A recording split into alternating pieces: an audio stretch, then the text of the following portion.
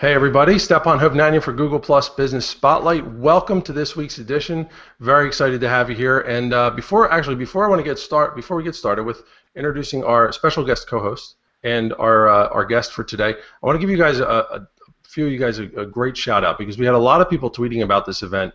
Really excited about that because your tweets are working. We're bringing people here every week, more and more, and the show's getting more and more exposure. So thank you for that, for using the hashtag #GPLUSSPOTLIGHT everywhere across social media. And I want to talk more about that a little bit later. We have a cool idea coming up.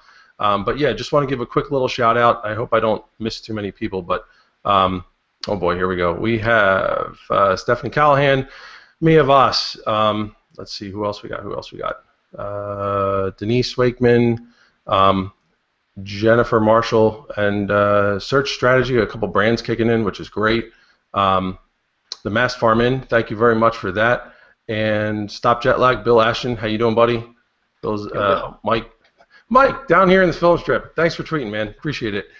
Peter Trapasso, and the Alternative Board. That's all I could scan through real quick because I don't want to take up too much of our time with these fun little intros. But thank you guys again for tweeting with the hashtag #GPLUSSPOTLIGHT. Really appreciate it. So now, without further ado, let's introduce our guests and my esteemed co-host for the day, Mike Allton from Social Media Hat. How you doing today, buddy? Good, man. How are you doing?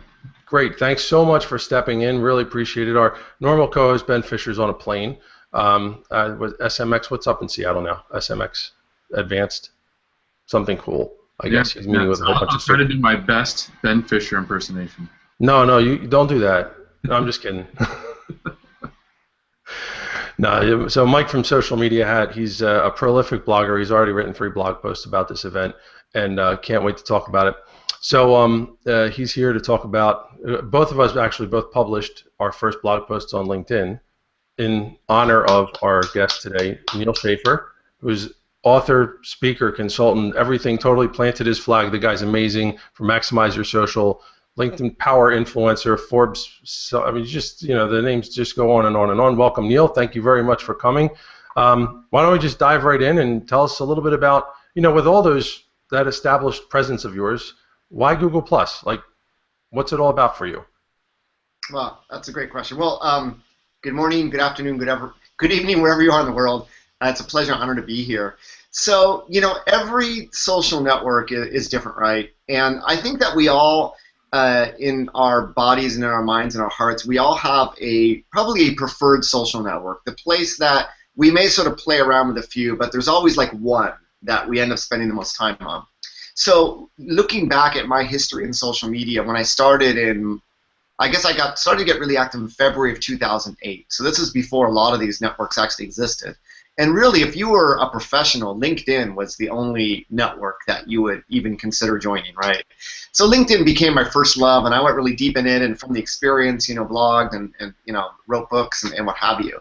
And actually, when I got done writing about LinkedIn, my first book, when I finished the rough draft, I'm like, I don't want to be a one-trick pony. There's certain people out there that say, I'm the Pinterest expert or I'm the Instagram expert, and I just felt that businesses don't pick platforms, people do, and therefore I really needed to become a multifaceted, consultant and expert. So I actually started getting really active on Twitter. This is about March of 2009. And I really haven't turned back since then. I do believe that Twitter is probably where I spend the most time out of any social network, even more than probably Google Plus in all honesty. And that's because I see my own personal ROI from it for a lot of different reasons. I've gotten just a lot more business and a lot more media coverage from Twitter than I have from any other network. Not to say I don't spend time on a Google Plus, Instagram, Facebook, Pinterest. Every day I try to, I spend time on all the different networks, and it's because each network has its own different community, its own different active users. For me, Google Plus right now in 2014, and today is what, June 11th? Hey, I can still see. June 11, 2014 is the closest thing that I believe LinkedIn groups used to be several years ago, or even Twitter used to be before a lot of the noise. And in my first book, I called it a trusted network of advisors. Who are professionals that you have in your network that you can go to when you have a business problem? And for me, that's what Google Plus has become. It's not a light network, although a lot of people post animated GIFs and cat pictures, and maybe it's for the clout score. I don't know. I've never done that stuff. But when I have a question or I need an answer to a problem that has anything to do with social media or SEO or business, that's where I know there's a lot of top-notch professionals that are giving. They're sharing a tremendous amount of information. They're going deep because Google Plus allows us to go deep. If we need to jump on a video call, we can. And therefore, for me, Google Plus is sort of a scary space because I know, if I tweet something out, I get retweets. I don't really have to worry about what I call the reactive engagement. But on Google Plus, if I ask a question, a serious question in the right way, I know I'm going to get tons of answers. And because these people are real people offering so much, I know I need to spend the time to maintain and foster those relationships and thank them and what have you, and also be there for them. So that for me is Google Plus. That's why I'm really selective. There's some things that I'll post, some personal things I'll post on Google Plus as I do on Facebook, because in all honesty, these to me are the two most personal networks, and not everyone's on both networks, right? Google Plus has its own distinct community. But when it comes to geeking out or business-related, technology-related, really Google Plus is my number one place that I go to. WordPress plugins, web host issues, what have you. So yeah, that's for me Google Plus. But Google Plus is also Google. It's also the social layer. It's also knowing that whenever I put something out whenever I put something out there on Google Plus, it's going out to the world. So that's sort of how I frame Google Plus in my own mind and in my own strategy. And there are some days where I spend more time and some days I spend less. I talked about this on my blog a few years ago that I try to blog on a frequency that I determine as part of a strategy, but you know what? Some weeks I just don't have the time. And there's some days when I don't have the time to be on Google Plus. There are other days where I may post 10 times, and that's just me trying to keep it real and authentic. Yes, I do use a WordPress plugin from Jetpack Publicize, which allows me to automatically broadcast new blog posts to Google Plus personal profile. So is there any automation in my personal profile with what little you can do with Google Plus? Yes, that is, because I also just want to get the news out there. It publishes even before I wake up. But outside of that, yeah, just trying to keep it real. But I've definitely made a lot of deep relationships just in the past year over Google Plus. And I'm thankful for it, and I'm thankful for the community that's there, that's stuck with it, that sees the value, that when someone steps down from Google Plus leadership knows they can read between the lines and understand that nothing has changed, nothing will change. So yeah, that's me. That's sort of the way I use social media, and that's the way I look at Google Plus, if that all makes sense. Tons of sense, and nice golden nugget right there. I love this. I put it in our event comments, but want to bring it up here. Businesses don't pick platforms, people do. Loved that, and we'll turn that into some kind of a quote graphic or something later on. So awesome. That's a great quote there, Neal. Thank you, Mike. Want to hop in here on any questions or follow-ups or anything? Yeah, absolutely. Because Neal, you mentioned something really interesting and true, which is that every social network that you go to, you're going to have a totally different community of people. So do you do any cross-promotion? Do you actively try to get people from one network to follow you on a different network?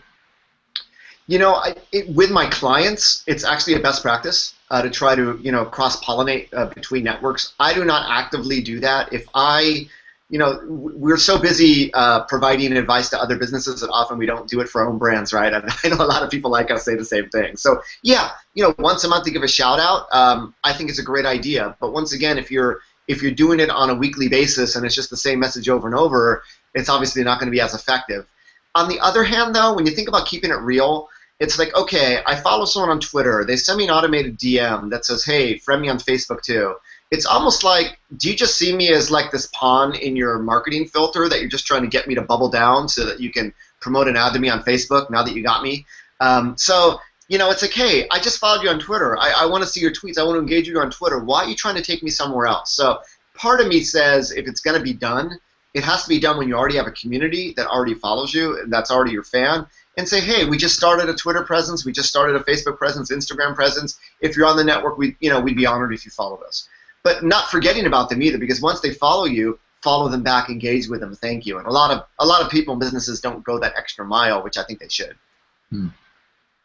Yeah, totally agree. So you had a great point too that I wanted to follow up on about about so the idea of saying, hey, that's great that you followed me here on Twitter, but can you follow me over here instead, or maybe as well? But what about the idea of even cross-promoting what you're doing on the other sites? Like, for example, I know Mike and I typically do it, and we did it yesterday with our LinkedIn posts. It was, hey, here, let me take you to another social platform, and I'm going to show you. I'm going to post it on Facebook, and you're on Google Plus, and we're going to tweet it. We're going to basically blast this out to all of our networks and saying, hey, there's something about this other network here that we're doing special. We'd love for you to come check it out. What are your thoughts on that? Yeah, I know a lot of people do that. I know a lot of Google Plus people do that because we understand the magic of Google Plus, and we want others to experience it because a lot of them just don't know. I am one, and I've learned very early on that I don't try to evangelize social networks. They are what they are. If you like them, you're going to like them. If not, it doesn't matter to me. I try to stay really emotionally neutral and just appreciate the people that are already there for who they are. Even though I spend less time on Google Plus perhaps than on other networks, most of the time there are certain people out there in Google Plus that I probably engage with a lot more than some of my best friends in social media, in all honesty. So rather than try to lead people in, that's really the job of Google. I would rather spend my time engaging with the people that are already there and trying to create content. And one of the things I talked about earlier this year when I wrote a blog post about the 7 sort of social business trends for 2014 is a lot of people are doing a lot of engagement, but we have so much wisdom that we can share. Why aren't we putting that wisdom into content and creating, instead of using Scoop It or just curating everybody else's and sharing everybody else's, why don't we create our own content and share that with the world, which I think is one of the best ways to engage in social media. For businesses, it's almost the only way to engage because social is made for people, not for businesses, right? So for that, Mike, I really applaud what you've done just on a day in, day out basis of sharing so much wisdom and engaging. But yeah, I'd like to actually see people, the engagement's great, but hey, we all have a job to do, but we all have wisdom we can share. Let's create more content and share it with the world. That's a great point, and it kind of leads me to another thought that I was having, which is that Stefan and I were both basically blogging for the first time on the LinkedIn platform. And conceptually, it's something I've pushed back on quite a bit over the past year, mostly in the framework of Google+, because there are people out there who say you can blog on Google+. And I've been a big advocate of not doing that. I want people to own their own content, and so there's a certain line that I'll draw. I'll only say so much. I'll only put so much unique content on Google+, and if I find myself writing extensively, I think, well, this is a blog post. This should be on my own site. What do you think about that, and how do you think that plays into the LinkedIn publisher platform and how that might be different? Amen, Mike. You hit the nail on the head, which is, yes, at the end of the day, the only IP you own is on your own blog. And therefore, that's where you should have all of your content. On the other hand, if you have the ability to guest blog on a site that gets, 300 million, well, has 300 million users, right? And it's where all the decision makers are, where all the CEOs are. It's sort of like the Forbes magazine of social networks. And they said, well, we also have this application called Pulse. So we know that there's a lot of eyeballs that are reading. So we're going to give you the opportunity for free to guest blog on the site whenever you want. Would you go for the opportunity? That is what LinkedIn publishing is. And I think it's one of the biggest no-brainers in social media is to do that. Because I've seen, now I have been active on LinkedIn. I have a lot of connections. I have a lot of followers. So every time I post something, I know I'm going to get, at least 1,000 views. Think of all the small businesses. Think of how many unique visitors they get per month. Do they even get 1,000 for a lot of small businesses? And how many of those are bots or competitors or companies trying to, find out information without any intent of buying from them? Whereas on LinkedIn, I know it's going out to a certain demographic that is real, that is professional, that is somewhat in my target base. So, once you buy into that, it's a no-brainer. In an ideal week, I sort of set up this crazy workflow for myself and I'm sort of, I'm not trying to copy you, Mike, but it's like I want to be able to publish content on a daily basis. So the one thing I've been able to stick to is my podcast. Every week I publish a podcast. It's 10 minutes, and maximize your social on iTunes. I've been able to do that. I'd love to be able to publish another time a week on LinkedIn, on Maximize Social Business, which is my collaborative blog, and on Maximize Your Social, and then spend Friday just creating content. And to me, if I was able to do that with my workflow, my clients, and my speaking and my travel, I would do that. That's how important I think LinkedIn is. And then you get to the point, well, should I, why don't I just take the blog content and republish it on LinkedIn? Jeff Bullis, and it's all experimental, right? Jeff Bullis actually did this and got, you know, tens of thousands of views for his post, in case you missed that. But for me, LinkedIn is a unique community. And I am still trying to stick to the mantra, trying to keep it real and authentic in social, of really trying to create unique blog posts for the LinkedIn community, because it's different than when I'm blogging, and I have like SEO in the back of my mind when I'm blogging as well, but it's also a broader audience, or I'm doing a podcast, or I'm taking a photo for Instagram. It's different. So yeah, if you want the easy way out, you can just copy and paste and put it on LinkedIn. From an SEO perspective, I don't know if it'll help you, but will it get out to the LinkedIn community? Yeah. But you know, at some point when some people say, wow, I've already seen this content before, why are you just copying and pasting what you put in your blog on LinkedIn? It sort of may work against you. So, you know, as always in social media, there's no right answer, there's no wrong answer. You got to experiment, you got to try it out, you got to go with your gut feel, do a gut check, and do what's right, and see where the ROI comes from. But you know, that would be my advice. And I think that everybody listening to this, if you blog once a week, maybe set a target of once a month of maybe sharing nuggets from your weekly blog posts and just coming up with a summary once a month of the latest trends you've seen in whatever you do. That's a real easy way to at least get the word out about yourself into that LinkedIn community that is more and more going to LinkedIn for the news, right? It's becoming, I won't say a Wall Street Journal yet, but it has those aspects of professionals go in there on a every morning basis. They're looking at their network updates like we look at our Facebook feeds, but within the network updates, they're looking at the news, and you should be appearing there if you want to find business from the LinkedIn community. I think you bring up a great point, and it might be a question come up yesterday, so that's awesome. What was that? I was saying I had that exact question, Neal, come up yesterday from a client, so I'm so glad you went there as to whether or not you should copy and paste old blog content. That's perfect. Yeah, if you guest blogged on a third-party site, would you copy and paste content? If ProBlogger gave you the ability to blog on a site, you would actually post your best content on a site, right? That's sort of guest blogging 101. Your readers already know you. It's the new readers that don't know you that you're trying to attract with your best content. That's really the sort of the way that I look at LinkedIn, in all honesty.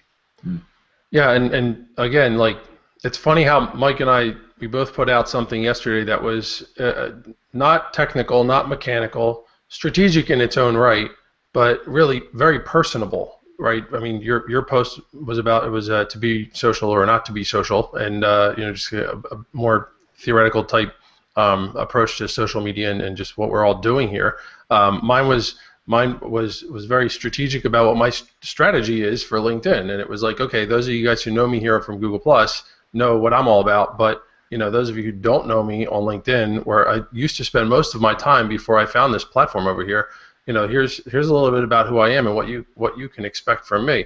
I mean, that for both of us, that builds a tremendous amount of trust, I think, in a new, you know, to new sets of eyeballs, to people that, you know, don't understand, because we're used to the fluidity over here, right? We're used to how easy it is to interact with each other, and you know, there's this culture of being open and you know, connecting on a real human level through Hangouts and things like that. But it is, to an extent, a bit of an echo chamber. Like there, you know, like you were talking about before. There's not this huge impetus for people who are established on other networks to, you know, come over and explore Google Plus, right? So they're not seeing what we see every day. We may have an advantage, we may not, but regardless, it's an opportunity for us to bring to put our own spin on our experiences here and put it out in a light that helps us professionally over on LinkedIn, which is where, you know, people are going to find us and hire us and things like that. Does that make sense? Mm-hmm. Amen. Cool, man.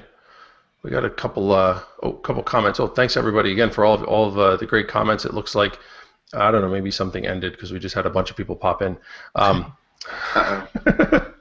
the show. But yeah, so you know, speaking of that, like coming over, so where do you see a hesitation from other people sort of in your world, right? The people who've kind of, again, planted their flag. They're doing there are a lot of author speakers, you know, a lot of traveling, consulting, that kind of stuff, and they're established on one network or the other, or maybe more, you know, but not Google Plus. They may have gotten a beta invite so they can say, oh yeah, I've been on Google Plus since day one, but you know, having a Google Plus account and being on Google Plus, they're two totally different things. We all know that. You know, just like having somebody manage your Twitter because you don't have time for it. But where do you see the pit, like the hurdle for these guys? Because you seem to have taken to this place really well. You know, what I've learned, technology changes a lot faster than people can. People don't change that quickly. And therefore, social media is a perfect example. You know, I spoke the other day to the African American Chamber of Commerce in Oakland, California, and there were small businesses there that hadn't even set up a Facebook page. So, you know, the internet itself took, it took a decade, 2 decades. Mobile still taking time for companies to set up apps or mobile websites, what have you. Social media is the same. And therefore, the technology changes a lot quicker than people can, and people just get used to doing things in certain ways that they're comfortable with. And I think the older you get, the more that tends to happen. So, you know, it comes down at the end of the day to a notion of ROI, whether it's personal ROI or whether it's business ROI.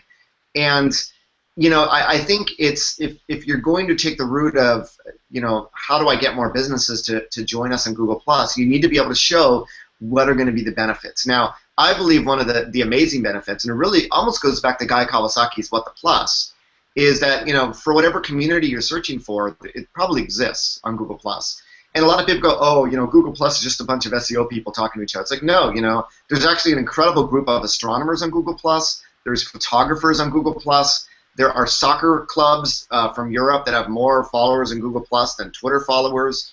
You know, for whatever your interest is, and this is what social media was originally about, you can find those people on Google Plus. So that's really almost where I would start, this notion of a trusted network of advisors, right? Of people that are willing to help and share information.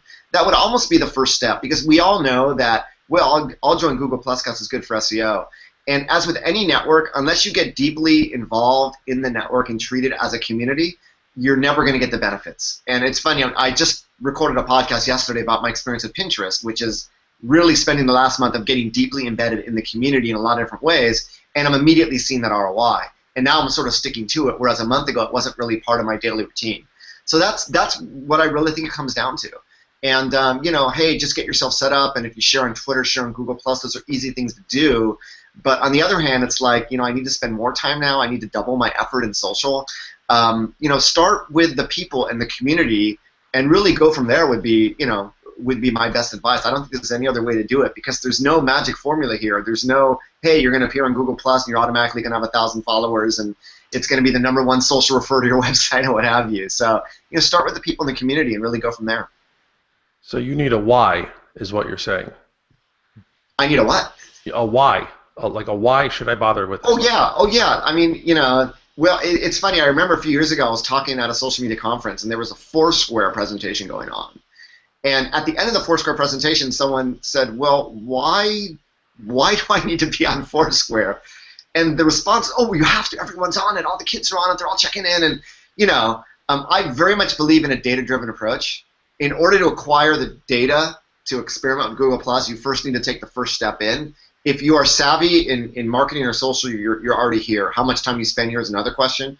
If you're not, it really comes down into, yes, the ROI, the why. Why should I be on there? And you can throw, you know, most active social network users after Facebook, which most people won't believe, and you talk about layer, and you get sort of philosophical and theoretical, and it sort of drives people away. So that's why I would start with the people. You know, hey, why not? Let's try to use Google Plus as a place that we try to curate content from, for instance. Maybe another great place to start. Instead of using a Twitter where there's a lot of noise and what have you, the people that are sharing a lot on Google Plus are, you know, there's a lot of great people that we know here, and you can't, although there are ways of automating that we just talked about, your personal profile, it's very limited, and 99% of the users can't or aren't doing that. So that would almost be, you know, maybe the content curation, assuming there's enough content for whatever industry that business is in, maybe the other way. So find a utilitarian reason to be on the network. For me, with Pinterest, in all honesty, I'll give you my advice. I was speaking, and I always put the links where I get sources of data or stats or whatever at the bottom of my presentation. It's like, you know, I'm like, if you're interested, I didn't have any handouts. I said, but I'm going to create a Pinterest board that's going to have links to all the different sites that I use, so you can go there if you want to find out where the data came from. And that's a utilitarian way of using Pinterest as a social bookmarking site, which, by the way, was its original intent, right? It's just a visual way of looking at the social bookmark. And once I started doing that, it's like, wow, you know, this is a really great place for me to organize all these resources I have, so that when I need to go back to them, instead of doing another Google search, I know they're right there on Pinterest. So if you can't find the ROI, find a utilitarian reason to be on that network. And that's, hopefully between the two of those, you'll be able to hopefully get a few more people into the Google Plus community.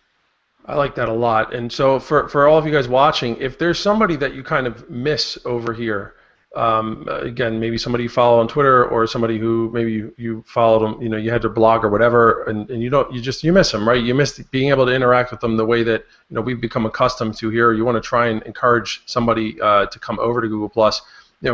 Maybe this is the thing, right? Let's get to know them a little bit better and try and find that why. Try and find that utilitarian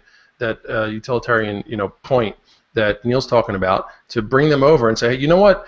I noticed that you're interested in whatever it is. There's a great community over here that you can learn a lot about, or maybe I can introduce you to a couple of people because I know my way around this place. And then now you're providing a lot of value to them, and you're giving them something beyond just a handshake of what that they might be looking for. So that there we go. There's our call to action, everybody. If that's something you want to try and do. I know I have a couple of people and brands that I would love to see more active over here, because I find them extremely valuable, and I would love to connect with them on a deeper level. So that's going to be my approach from here on out, is to try and find that nerve. Yes, no, sorry to cut through. I know we only have a few minutes left, but it's exactly the last time I mentioned Google Plus in a similar way was I was invited by Cisco to attend Cisco Live as a quote-unquote influencer. And I was doing an interview, which you can see on YouTube, and they did a great job with using social media with their event marketing in an incredible way, which I'm not a Mike Allton, so I haven't written a blog post on it yet, but I am working on it. What was incredible, though, is during the interview I had with Brian Kramer, the H2H guy, he's like, well, how could have Cisco really maximized their social? I'm like, well, they're on Facebook, they're on LinkedIn, they're on Twitter, they're even on Instagram. How can you ignore a network like Google Plus, where that geek tech audience is? And they didn't have now they have a Google Plus for Cisco Live. They actually created an account after that. But it's like, if the whole idea about social media is being able to engage where people are. That's why you're in social media, because people are there. And your target audience is in Google Plus without a doubt. I don't know how large they are, but I tell you, they're probably geeking out more on Google Plus than they are on Instagram. How can you ignore that network? And I'm glad to see they've taken my advice there. But like I said, don't tie emotional ties that you have with networks from a business perspective. You need to be everywhere your audience is. And if some audiences are going to be more in some networks than others, but whatever your audience, there is a given community on Google Plus, and really that's the best place to start. So I did my best, everybody. That was to Cisco on YouTube. You can watch the video. Brian Kramer interviews Neal Schaffer. Do a search for that. So I got my brownie points for the day for doing the call out there. There we go. Yeah, we'll find that. We'll drop a link to that YouTube video in the comments. And no, it's a great example, and especially for larger brands like that. Like that's a tough barrier to get through, right? A lot of people talk about that. I mean, it's a lot easier for a smaller company that's a little more agile. But when you have that, that huge multi-leveled hierarchy to deal with, that's a project. So. Yeah, good on you, man, for knocking that out of the park. Way to go. We'll all go check out Cisco Live, go and increase their follower count, geek out on their stuff. Very cool. Awesome. So listen, hey, I know you got somewhere to be in a few minutes, so I want to thank everybody, and especially Neal and Mike for chiming in today. I hope you guys got a bunch of great little nuggets about just using social media to the fullest, and especially how Google Plus can play a part in that, and also working with other brands and things like that. So we there's a couple of comments here in the event. We're going to try and reach out to you guys and answer them however we can. Thanks again for watching. And next week we actually have a really exciting guest. Christine DeGraff and Craig Fifield from Circloscope are going to be coming on the show to talk about the new launch of Circloscope, which if you aren't using, you are going to want to come check this out, because it's a fantastic circle management tool that's getting relaunched. I'm part of the beta. I don't know if you are, Mike, but it's freaking ridiculous. Like, it's going to make your experience with dealing with people in circles so much better. And we are the first interview from the new launch. I get the exclusive, baby. Well, not an exclusive, but first look. So come join us next Wednesday. What is that? The 18th, 12:30 Eastern, 9:30 Pacific, 5:30 in the UK on Google Plus Business Spotlight. For Mike, Neal, and myself, we will thank you again for watching, and we'll see you next week. Go Kings!